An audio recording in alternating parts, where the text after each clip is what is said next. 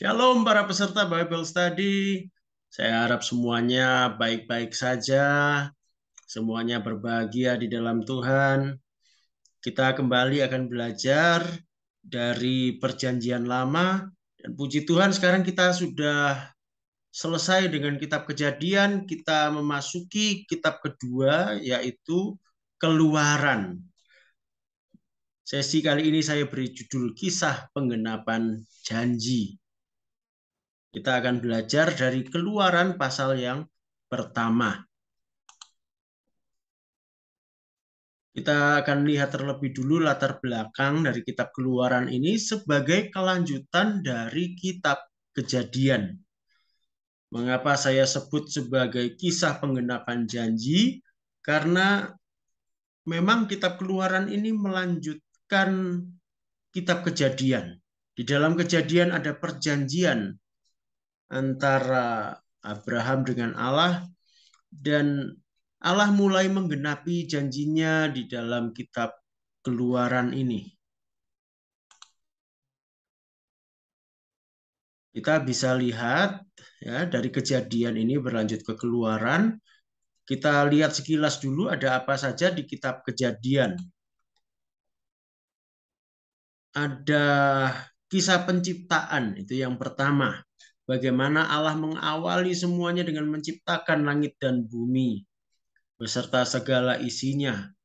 Kemudian peristiwa penting yang lain, ada kisah tentang Nuh dan air bah, yang kemudian diikuti oleh kisah di Menara Babel. Ya. Bagaimana bangsa-bangsa terpecah ya, karena kekacauan bahasa. Setelah itu kita melihat bagaimana Abraham dipanggil oleh Allah dan Allah mengadakan perjanjian dengan Abraham. Kemudian dilanjutkan dengan kisah keturunan Abraham dimulai dari Ishak, kemudian Yakub yang kemudian disebut Israel. Nah, ini menjadi cikal bakal bangsa Israel yang akan kita lihat kisahnya di kitab Keluaran. Jadi selama di kitab Kejadian kita belum melihat sebuah bangsa Israel. Kita baru akan melihatnya di kitab Keluaran. Lalu kitab Kejadian ditutup dengan kisah Yusuf dan perpindahan keluarga Yakub ke Mesir. Kemudian setelah itu kita beranjak ke kitab Keluaran, kita akan melihat nanti dalam kitab Keluaran bagaimana kisah keturunan Israel di Mesir, bagaimana mereka menjadi sebuah bangsa yang besar. Kemudian terjadi perubahan situasi politik. Perubahan situasi politik ini membawa perubahan ya, perubahan nasib bangsa Israel di Mesir, membawa tekanan hidup yang lumayan berat. Jadi di situ mereka menderita penindasan ya. Tapi juga kita melihat nanti di kitab Keluaran ada pembebasan dari Tuhan. Nah, tokoh penting di kitab Keluaran ini adalah Musa. Sekarang kita lihat, saya katakan tadi Keluaran ini adalah penggenapan janji. Mari kita baca Kejadian 15 ayat 13 sampai 16. Jadi ketika Allah membuat perjanjian dengan Abraham, ada firman Tuhan yang disampaikan yang menunjukkan apa yang akan terjadi di kemudian hari pada keturunan Abraham. Dan ini yang nanti digenapi di dalam kitab Keluaran. Kejadian 15 ayat 13 sampai 16. Firman Tuhan kepada Abram, ketahuilah dengan sesungguhnya bahwa keturunanmu akan menjadi orang asing dalam suatu negeri yang bukan kepunyaan mereka, dan bahwa mereka akan diperbudak dan dianiaya 400 tahun lamanya. Tetapi bangsa yang akan memperbudak mereka akan kuhukum, dan sesudah itu mereka akan keluar dengan membawa harta benda yang banyak. Tetapi engkau akan pergi kepada nenek moyangmu dengan sejahtera. Engkau akan dikuburkan pada waktu telah putih rambutmu. Tetapi keturunan yang keempat akan kembali ke sini, sebab sebelum itu kedurjanaan orang Amori itu belum genap. Perhatikan yang saya garis bawahi, bahwa keturunan Abraham akan hidup sebagai orang asing di suatu negeri. Mereka diperbudak dan dianiaya di sana 400 tahun lamanya.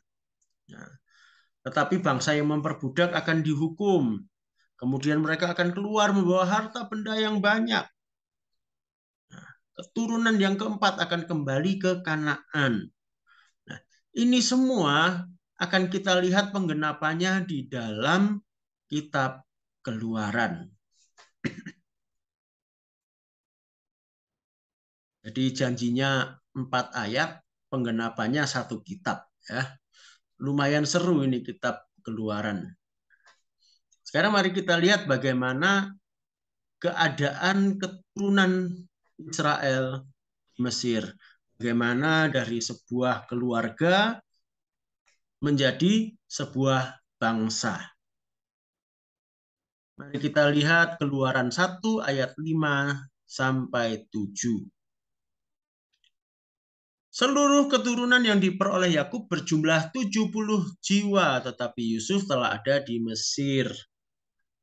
Kemudian matilah Yusuf serta semua saudara-saudaranya dan semua orang yang seangkatan dengan dia. Orang-orang Israel beranak cucu dan tak terbilang jumlahnya. Mereka bertambah banyak dan dengan dahsyat berlipat ganda, sehingga negeri itu dipenuhi mereka. Bayangkan, dari 70 jiwa beranak cucu dengan dahsyat berlipat ganda, akhirnya negeri itu dipenuhi mereka. Artinya mereka begitu banyak jumlahnya di Mesir. Jadi mereka kelompok yang cukup punya pengaruh besar di Mesir karena jumlah mereka yang besar. Tapi kemudian kita melihat ada suatu perubahan tatanan di Mesir, perubahan politik.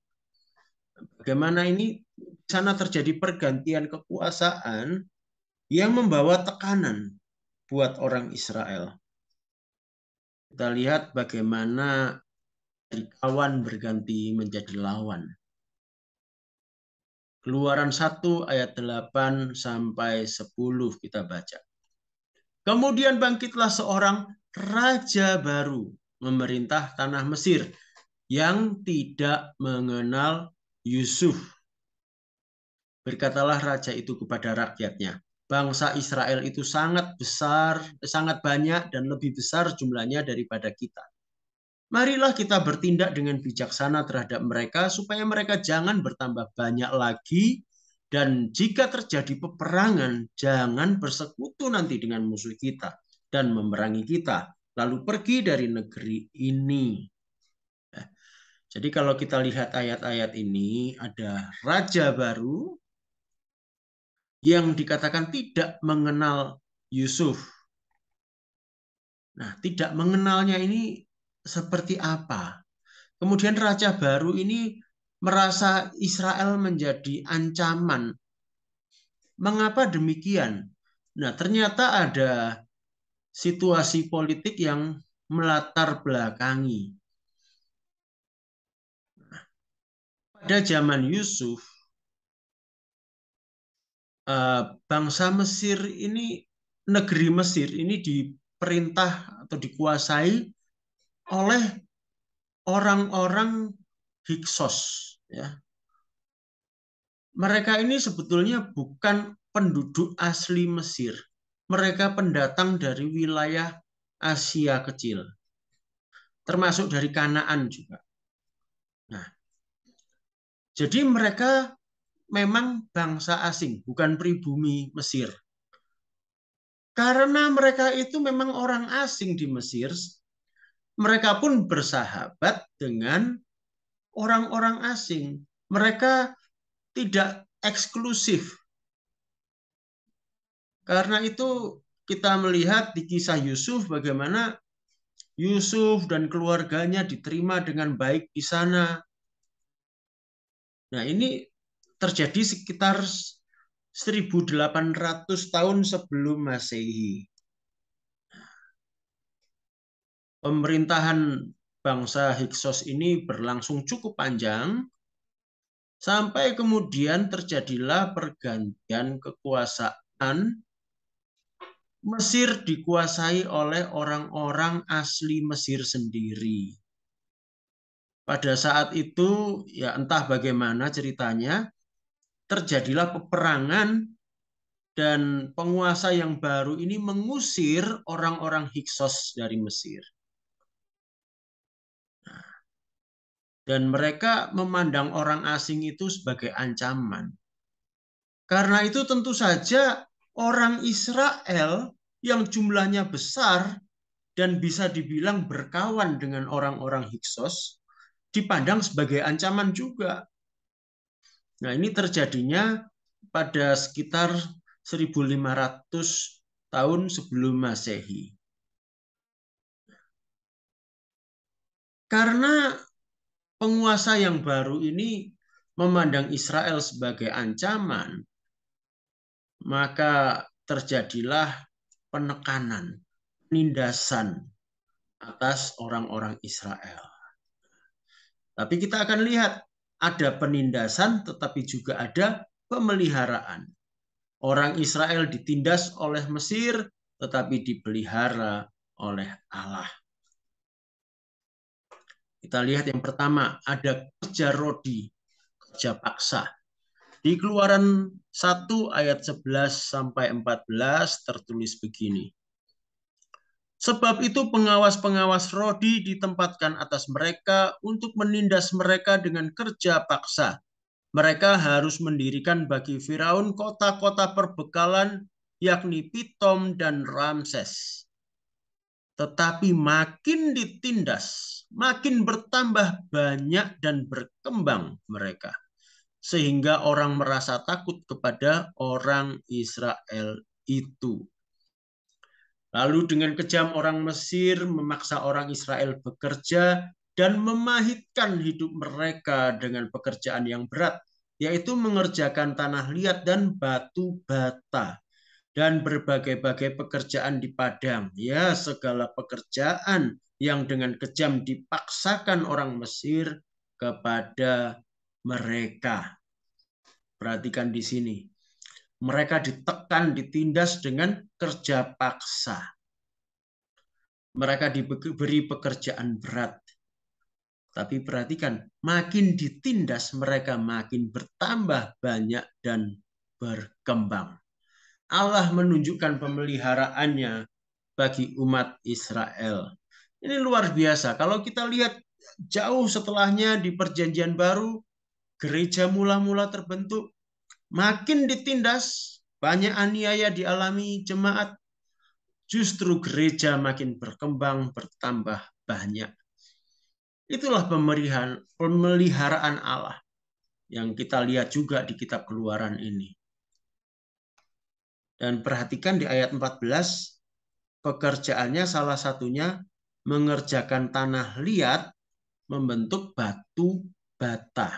Nah, ini diingat-ingat dulu. Nanti saya mau tunjukkan sesuatu berkaitan dengan ini.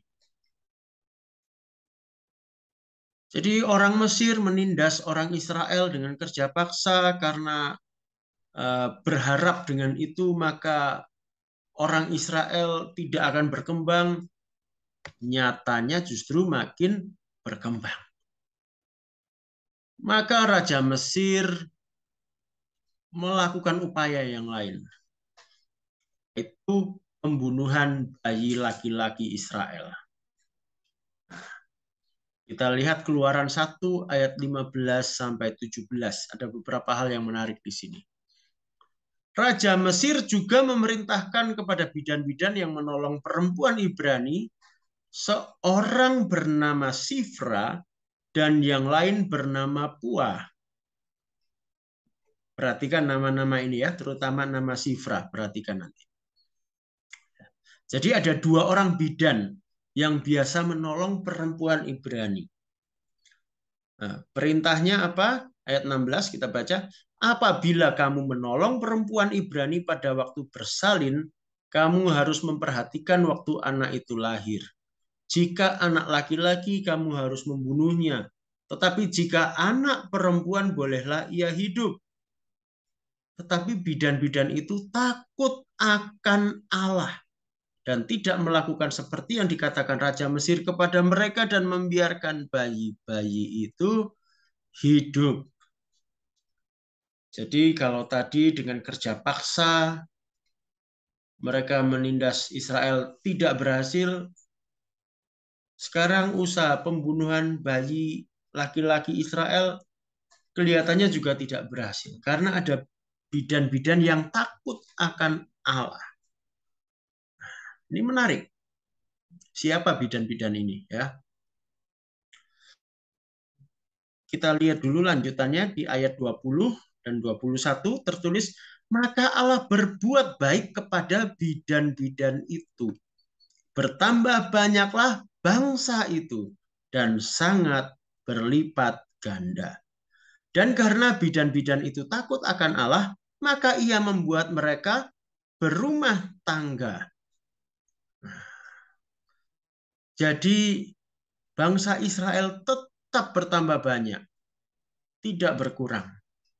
Dan bidan-bidan itu yang takut akan Allah, diberkati oleh Allah. Luar biasa. Siapa bidan-bidan ini? Bidan-bidan ini orang Mesir atau orang Israel, orang Ibrani? Nanti kita lihat ada bukti sejarah yang menunjukkan siapa mereka.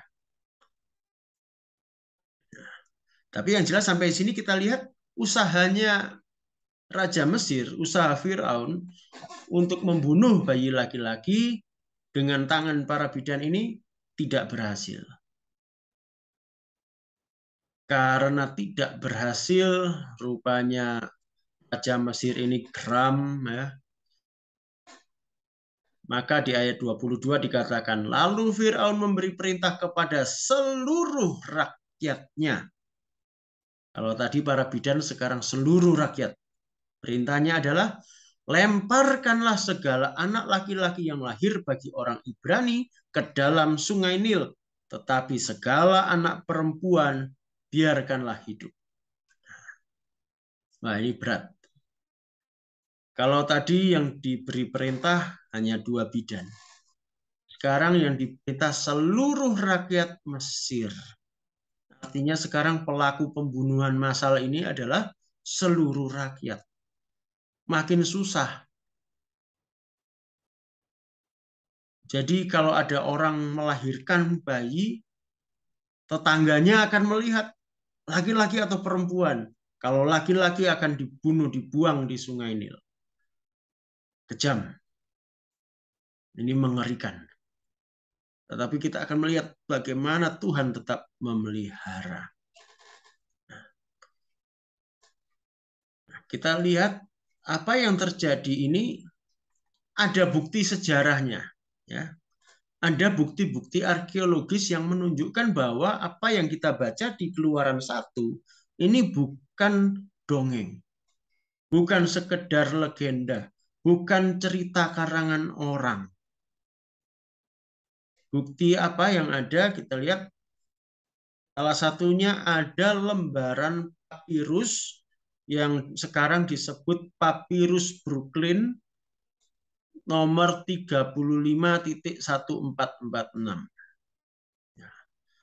Papirus ini dokumen kuno, dokumen dari Mesir kuno, yang berasal dari masa sebelum terjadi perbudakan. Ini masih di zaman raja-raja kaum Hyksos.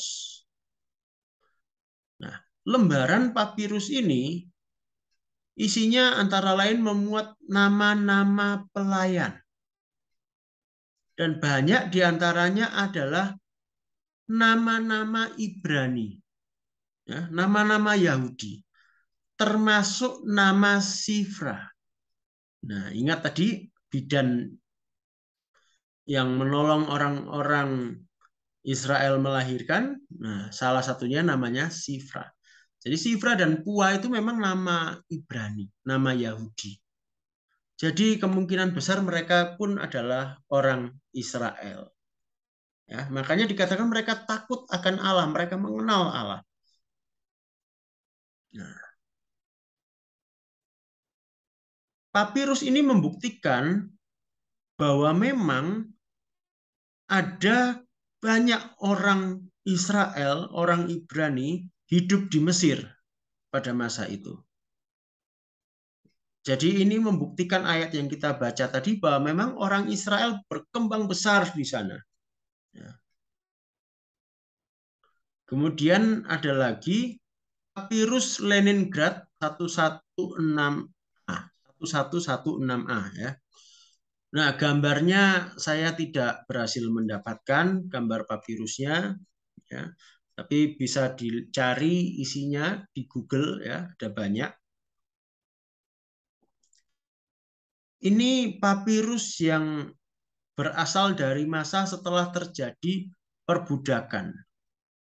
Ini kira-kira pada masa ketika Musa sedang lari dari Mesir.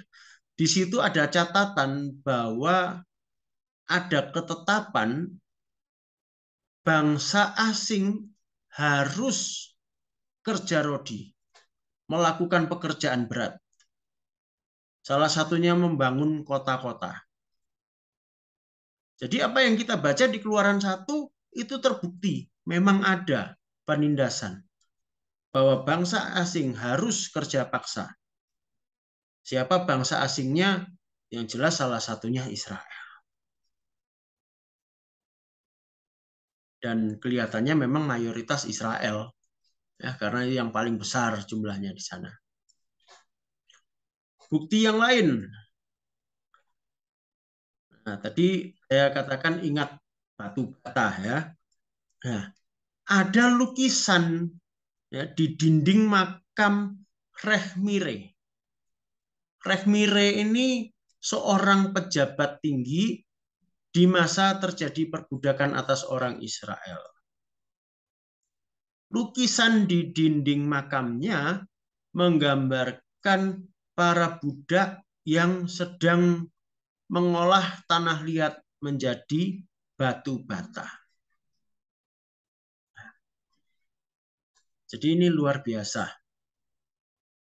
Alkitab kita didukung oleh bukti-bukti sejarah. Apa yang kita baca adalah kenyataan.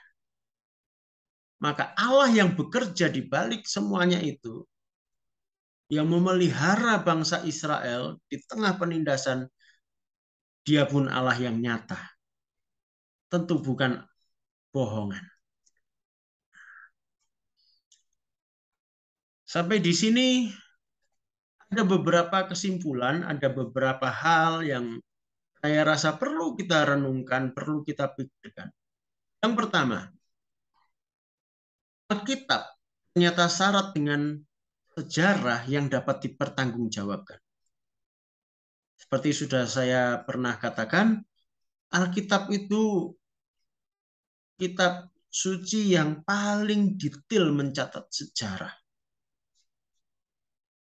Dan ternyata didukung oleh bukti-bukti sejarah dunia, bukti-bukti sejarah di luar Alkitab. Jadi Alkitab kita itu ajaib dan bisa dipercaya. Kemudian hal yang kedua, Allah tidak pernah ingkar janji. Apa yang dikatakan Allah kepada Abraham benar-benar digenapi.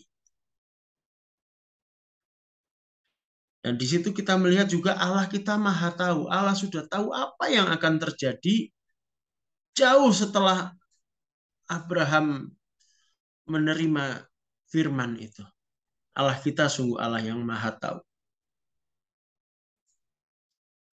Dan dalam kemahatauan Allah itu, Allah membuat suatu rancangan yang indah.